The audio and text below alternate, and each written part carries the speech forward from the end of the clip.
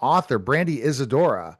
She's a photographer and a cellist as well. As I see the right in the background, you're the author of Stories of Our Lives, Tattletales, Tattoo Stories and Portraits and Mannequins, Stories of the First Supermodel. Brandy, thanks for stopping by. Thank you for having me on your show. Well, you know what? You are a jack of all trades, just like me in so many ways. Just all these different things I've done, from teaching to professional wrestling to entrepreneur to um, s- multiple things, AI enthusiast. So, how did your creative journey take you from fashion design and music into photography and writing? Well, it's interesting. Once you're in the arts, it's really easy for one thing to lead to the other. So I started out as a handbag designer, and I had to do a lot of photo shoots for ad campaigns and marketing. And photo shoots could be expensive. So one day I thought, you know what, maybe I'm just going to try it. I love photography. Maybe I can do this. And I tried it and I really had a good time. So I started doing more photo shoots. And then eventually, when I wanted to go back to school, I closed my business and I went to graduate school for creative writing. And that got me into writing more fiction and continuing with the photography. And then after I graduated with my master's, I started photographing and writing articles for music magazines for the concerts that came into the Valley.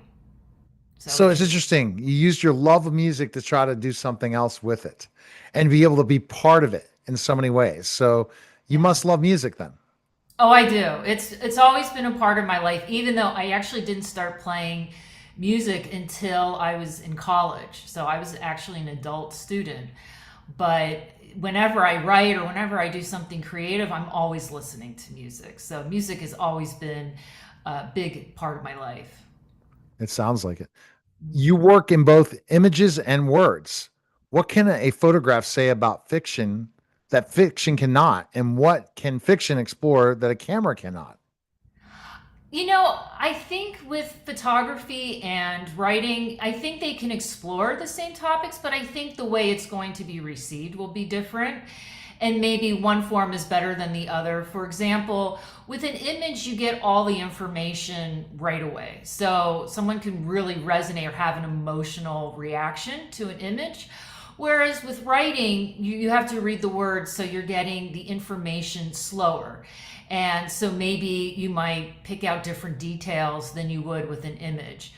But I definitely think with tattoos, the photographs really help because people want to see the artwork. And that's a little hard to describe with just writing. No doubt. It's not this something that, is easy to figure out. I think photography tells stories, pictures tell stories, and words, and we have to use imagery in our writing and our words to be able to visualize it. But when you can use that visualization to tell a story, that's why video is so popular. That's why photography is so popular. And that's why someone can't just post a social media post with just words. No, thank you. No one's going to be interested in it. They're going to want that amazing picture. They're going to want that really cool video. But the words capture us to watch the video or the picture. That's weird, right? I don't know. I guess I'm captured by the caption. What do you look for first? The words or the images or pictures? That's a good question.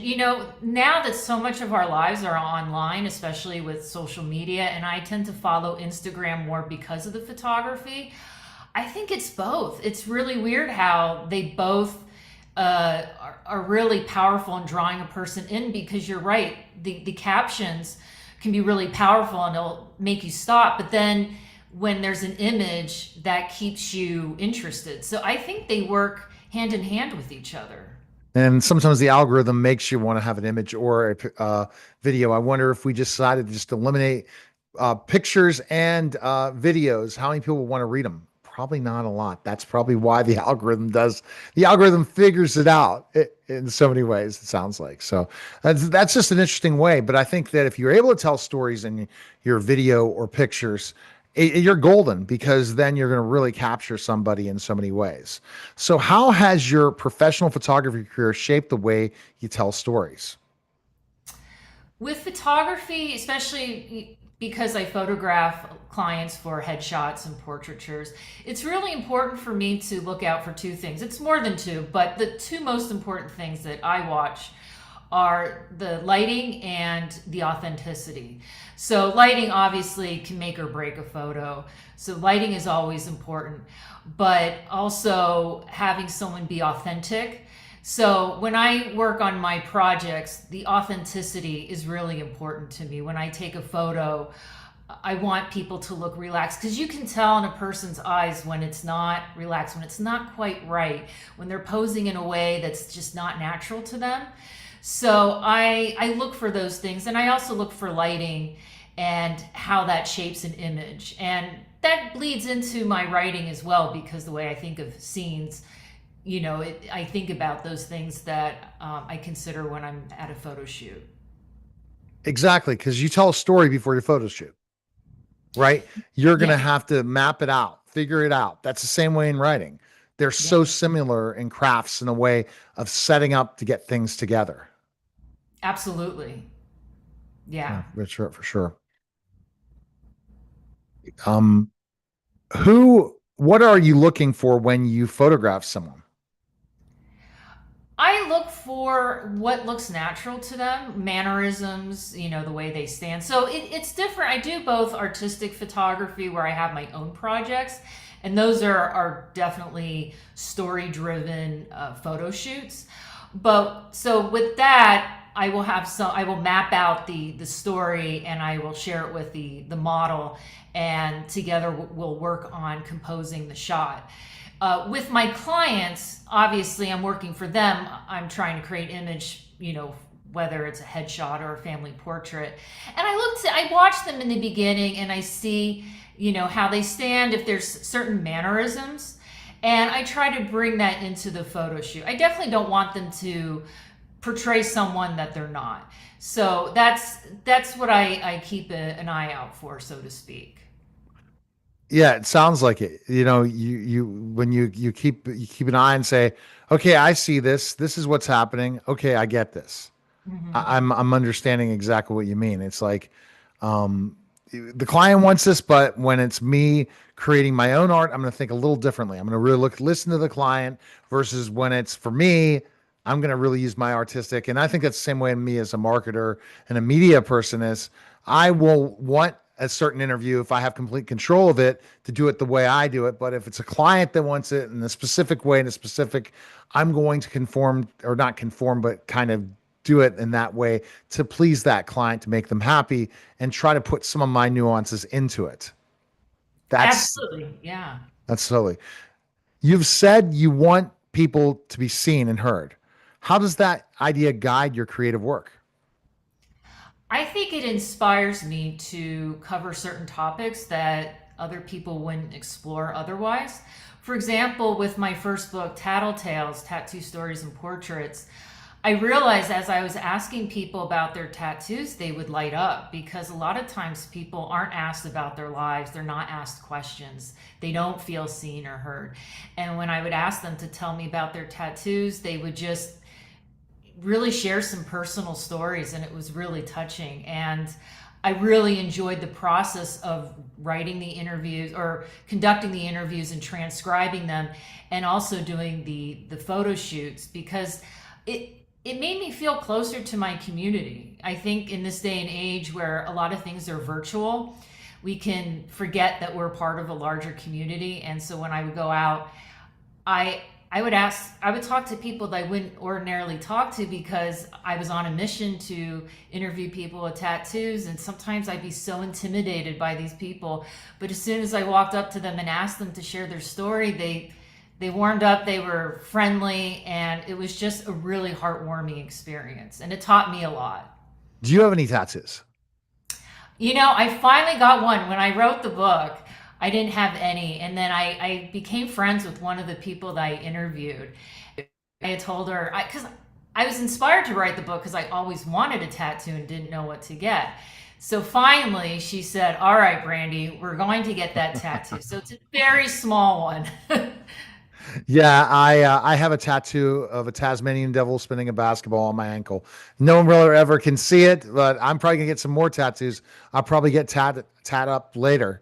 It's very interesting how we will do it later, and we're like, okay, when our parents said, when you get old, what are you gonna look like when you have a tattoo? And that's probably why a lot of us hadn't gotten tattoos. Now we're like, okay, now let's think about what we're gonna do, and it's become just really a popular art compared to like in my age when I was growing up, it was still very taboo.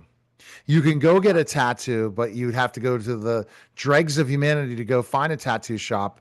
When now it's becoming so mainstream. Absolutely. And not only that, the artwork has become very advanced. There's so many different forms like watercolor and trash polka and um, beautiful black and white portraiture. And also the industries that were previously intolerant to tattoos are much more open. For example, I interviewed an ER doctor, and he purposely got tattoos in visible places because he wanted to break that stereotype that tattooed individuals can't be doctors. And so it's interesting, how much it's gone from being tolerated to accepted to now embraced. And what do you think? It's because of the maybe the athletes are doing it more than they used to. I also celebrities are doing it more than they used to. What do you think is the and I guess even entrepreneurs are doing it that are well known are doing it more than they used to, that it's become like it's an okay thing for someone on Wall Street to have a tattoo.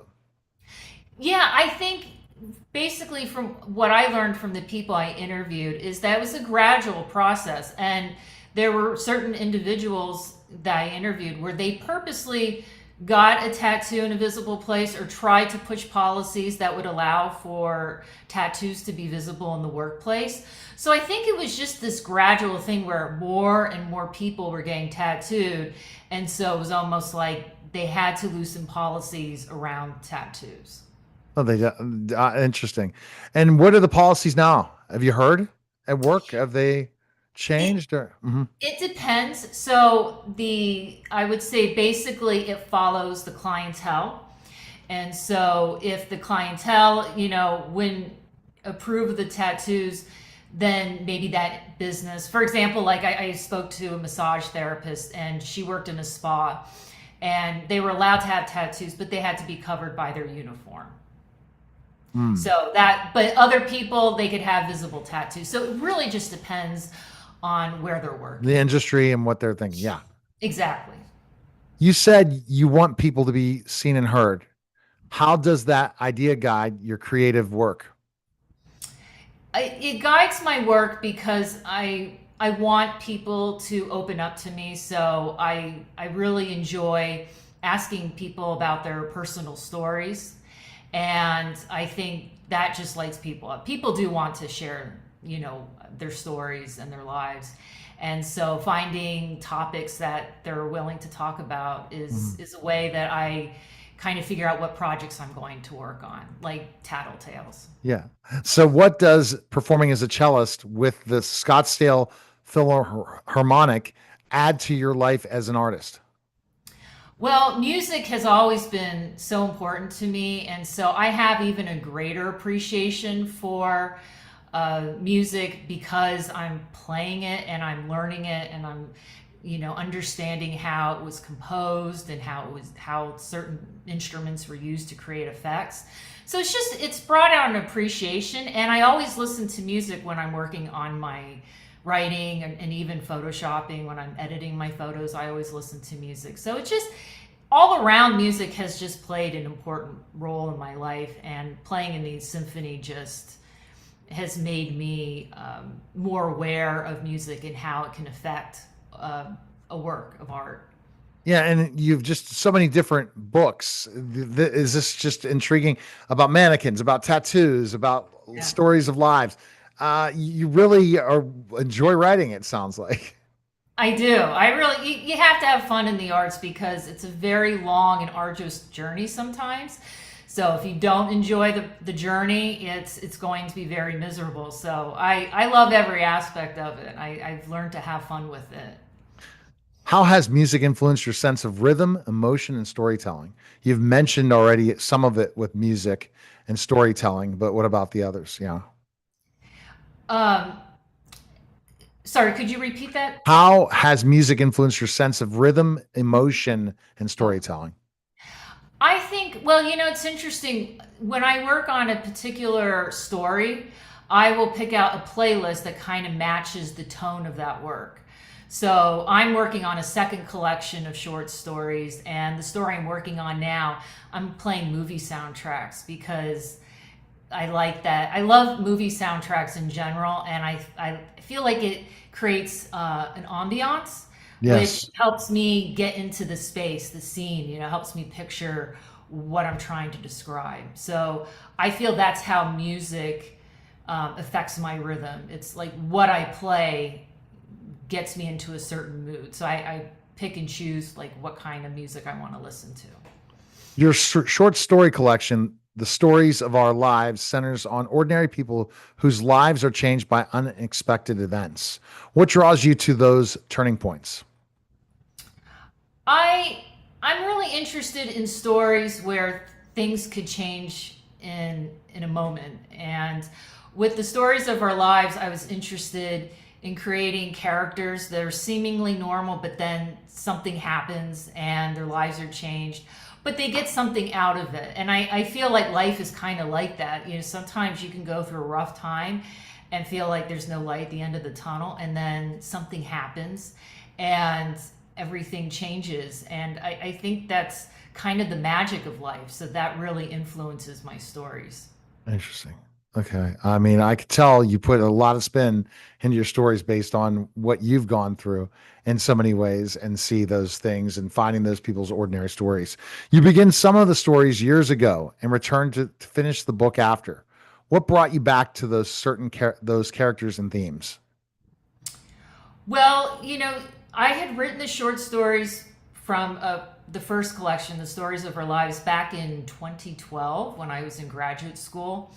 And I put them away and didn't think much of it. And then during 2020, when we had COVID and the world was shut down, I was struggling because the symphonies were closed. I wasn't doing as many photo shoots. And so it was actually my mother who said, "Why don't you go back to your short stories and work on those?" And at first I thought, I don't know. But I did. And it really helped me, it gave me a sense of purpose during that time while, things were shut down. And I kind of looked at them with fresh eyes and then inspired other stories. So, it was really kind of life changed, when we talk about these things that can change in an instant. And it led me onto a new path where I discovered that I actually enjoyed writing short stories.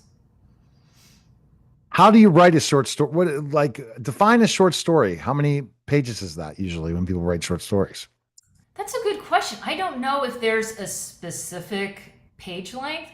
I know like novellas are usually around like 100 pages. So I've seen long short stories, I've seen very short stories. They call them micro short stories. So I'm not quite sure that I know the exact answer, but I know that novellas are kind of like the in between the short story and a novel. And then short stories are, probably, obviously less than 100 pages, but usually shorter than that. Your fiction draws inspiration from conversations, life experiences, and even shows like The Twilight Zone. How do everyday observations become stories for you? I sometimes will be driving and I'll see something and it'll be curious to me and I'll start filling in the blanks, the unknown. So that's one way I get inspiration. Sometimes it's from a conversation with someone and there'll be like a nugget of information that sends me on a rabbit hole, so to speak, and I write about that. Also, I used to watch these shows with my parents called What on Earth and The Unexplained and The Twilight Zone.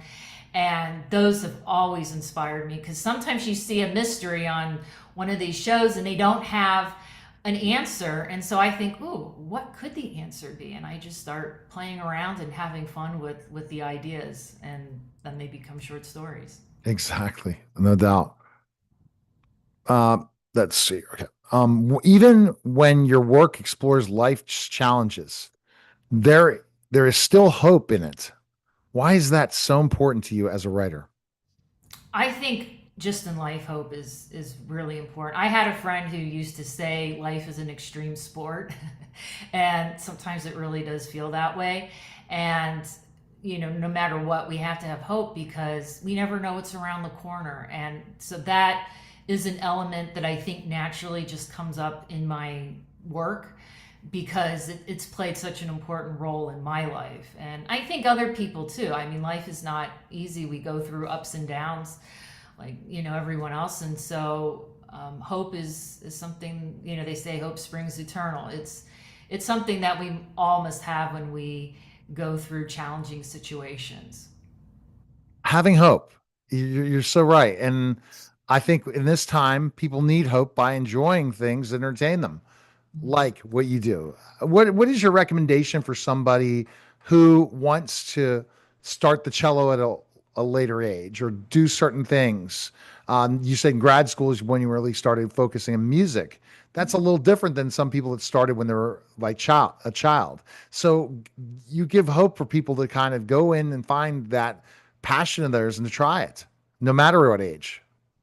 Absolutely. I mean, one of my stand partners, she was a principal flute player in a symphony, and that was her profession. She went to Juilliard. I mean, very talented. And then she retired and then just decided to pick up the cello. And so I don't know how old she was, but definitely, an adult.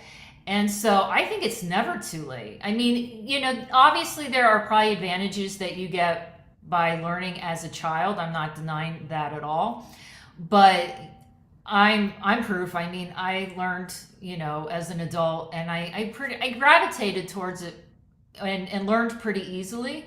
And I think, one thing that adults have that is to their advantage is that if they're paying for the lessons, there's more likely that they're going to take it more seriously, practice. And so I think it's never too late, and I think playing music is really good for the soul and the mind.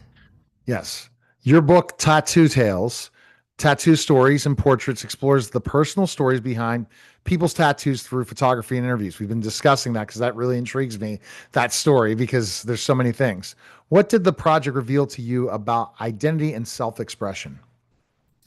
It's funny. Before I started the book, it was really easy to look at a heavily tattooed person, someone who has sleeves, maybe a neck piece, and just identify them as a tattooed person. But when you talk to them, they don't identify as tattooed people. I mean, that's part of their identity for sure. But they're just like everyone else. They identify as mothers, fathers, brothers, sisters, daughters, sons, what they do for a living. The tattoos are an extension, I think, of their personality. That's how they described it to me. They often had tattoos memorializing their loved ones or honoring their children, or they had tattoos that were symbolic, like I interviewed one woman who got flowers because it was symbolic about it symbolized a recovery that she experienced. So these people, they get to take the art with them wherever they go, and it really is an extension of who they are. But as far as how they just identify just like any of us. So, what's next for you? I'm working on another collection of short stories, and that should be finished probably next year. And I continue doing storytelling images with my photography, so I probably will create another book with that as well. So I always like to keep busy and work on the next thing. How long do you think you'll write for? The rest of your life? Oh wow, yeah, it's hard to. I generally have to take things one day at a time, but I think writing is great. So I see myself continuing to write, but I just focus on whatever project I'm working on and try not to get too far ahead of myself because it's easy to get overwhelmed and drive yourself crazy. So yeah. All right. So, like thinking about things in creative, let's talk about all your creatives. How important is it to be creative? Like to give you that passion to wake up every day? How much does that creative give you that you know you're going to create something different today? It's an incredible feeling. I feel so blessed that I'm able to do the work that I do. Even, if I couldn't work as an artist, I would definitely have some kind of creative outlet, some kind of hobby. I think being creative is important for everyone, even if you work in an industry that's not creative at all. If you can do something that is an outlet for you, I think it's great. It's great for the mind. I think it's just, I think it's inspiring, and I think people enjoy it. Gives all of us something to do that's constructive. The thing about creative is very interesting because I could have other people do it sometimes for my agency, but sometimes I want to sit down and do it myself. Sometimes I want to explore and figure it out, even though I can have someone on my team take care of it. And it's fair. It's because it just feels like, wow, I just learned something today. This is one thing I think that people don't leverage AI do is learning. Use AI to learn something. Mm. That if they can use that as a teaching tool where you're not going to get maybe face to face with certain people or have somebody that will speak to you constantly, you can gain so much knowledge and learn more new things. That just keeps your brain rolling and keeps you more motivated to each day. It's like, okay, what am I going to learn today? What cool thing's going to happen today? That's what I love about my whole gig, and I wouldn't give it away for anything. And that means everything I do from my syndicated show to my agency to just basically just going out there and doing social media. That really we have this opportunity to use that creative juices, and sometimes you could get paid for your hobby, which is a pretty cool thing. I think you luck out in that way too, right? Yeah, no, I feel very fortunate because it is hard. The arts are, it's not a forgiving industry. It can be tough, but I think there's room for everyone. It's just you have to be patient and diligent and just not give up. I think it's work ethic too, because you have a skill set, you have to work on it. You have to work on it for many, many hours. Things aren't just going to come to you overnight and then people are going to want to work with you. You have to show experience, you have to show expertise, and you have to show the willingness and passion to want to work with them. That's it. Absolutely. Yeah. And so you work with people. What type of people do you work with in photography? Like your clients? Who are they? A lot of the clients, it's very mixed. I do notice that I get a lot of people in the entertainment business or newer models who need portfolio work done. I've done headshots for a lot of musicians and authors. And then most recently, it's interesting, I have been getting clients that wanted a photo shoot for dating sites or matchmakers, Oh my which goodness. which I think is actually really cool because you want to put your best, face forward or foot forward, however the expression goes. And, it's, I thought that was really interesting. And I think you get high quality images. So those have been some of my clients. And then I get families. And so it's very mixed for sure. Okay. Best place we can go to purchase your books. Where can we go? Amazon is definitely the best place to get my books. Yeah. All right. Well, Brandy, we really appreciate it. There's a lot of interesting talent. Keep on writing, keep on creating, and enjoy every day. I appreciate it, Brandy, for stopping by. Thank you for having me. You're welcome. You're listening and watching The Neil Haley Show, and we'll be back in just a moment.